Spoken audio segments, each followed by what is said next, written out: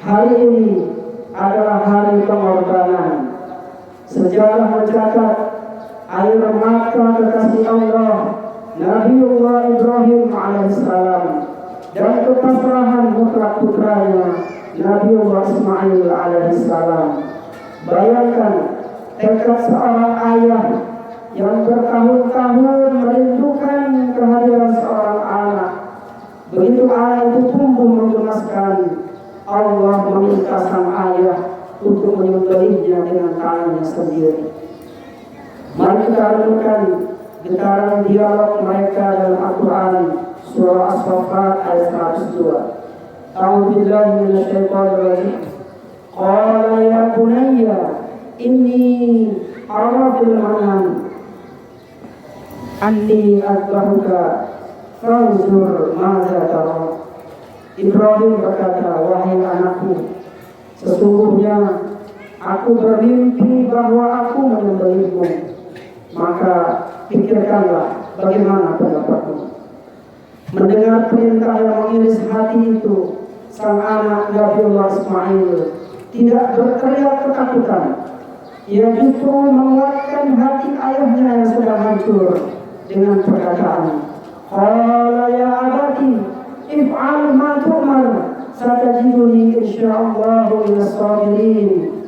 Ismail menjawab, wahai ayahku, lakukanlah apa yang diperintahkan Allah kepadamu. Insyaallah engkau akan mendapatiku termasuk ke dalam golongan orang-orang yang bersabar. Jamaah sekalian yang dirahmati Allah Subhanahu wa taala. Bayangkan pemandangan yang menyayat hati itu. Ketika pisau sudah menempel di leher Ismail, sang anak berbisik lembut, wahai ayahku, tajamkan pisaumu agar engkau tidak terlalu menderita. Tajamkan pisaumu agar aku tidak terlalu menderita. Ikatlah tanganku agar aku tidak meronta-ronta, dan palingkan wajahmu agar engkau tidak luluh oleh air mataku. Demi Allah, ini bukan tentang penyembelihan fisik. Ini adalah tentang penyembelihan ego kita, penyembelihan rasa memiliki yang berlebihan terhadap dunia. Ma'asyiral muslimin, sidang jamaah Idul Adha yang dimuliakan Allah Subhanahu wa taala. Allah ingin menguji di mana posisi Allah di dalam hati kita. Apakah dunia dan anak istri telah menggeser posisi Allah? Hari ini mari kita bercermin pada diri kita masing-masing. Tengoklah ke dalam kalbu kita yang paling dalam. Kepada kita yang sudah menjadi seorang ayah dan ibu, sudahkah kita mendidik anak-anak kita menjadi anak yang saleh seperti Ismail?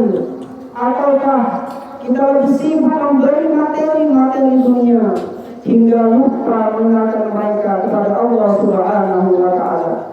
Kepada kita yang menjadi anak, tataplah wajah ayah dan ibu kita yang mulai hari ini sudah mulai berkeriput, rambut mereka mulai memutih, langkah kaki mereka mulai bergetar. Berapa kali kita membentak mereka, berapa kali kita membuat air mata mereka menetes karena sakit hati oleh lisan kita. Hadirin yang dimuliakan Allah Subhanahu wa taala, ingatlah firman Allah dalam surah Al-Isra ayat 23, "Fala taqul lahumā uff wa la tanharhumā wa qul lahumā qawlan karīmā."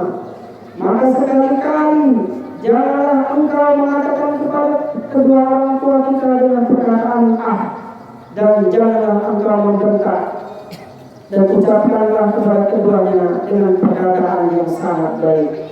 Jika saat ini orang tua kita masih hidup, nanti setelah pulang sholat ini, peluk tubuh ringking mereka, cium kakinya, bersujudlah dan mintalah maaf kepada mereka. Jangan sampai kita baru menangis menjerit, memohon maaf di hadapan keranda jenazah mereka, ketika tubuh mereka sudah kaku terbungkus kain kafan putih dan mereka tidak bisa lagi menjawab panggilan kita. Bagi kita yang orang tuanya telah tiada, yang hari ini di samping kita kosong tanpa kehadiran mereka. Mari kita kirimkan doa yang terbaik.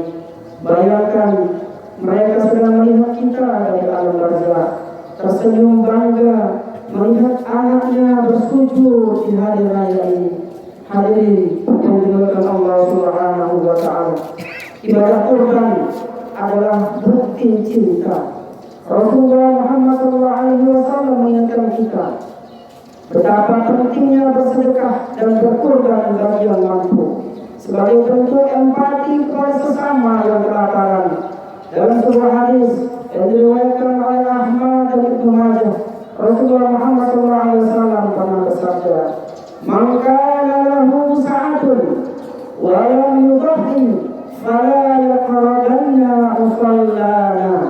Barang siapa yang memiliki kelaparan rezeki namun tidak berkorban, maka janganlah ia mendekati tempat sholat kami. Ma'asyiral muslimin, sidang jamaah Idul Adha rahimakumullah. Mari kita tutup pintu langit dengan keikhlasan kita berkorban. Jangan biarkan harta yang kita kumpulkan dengan susah payah justru menjadi bahan api neraka karena sifat kikir kita. Semoga saja air mata yang menetes di pagi hari ini menjadi saksi penyesalan atas dosa-dosa kita dan menjadi pembersih kolbu hati kita untuk menjadi hamba yang lebih bertakwa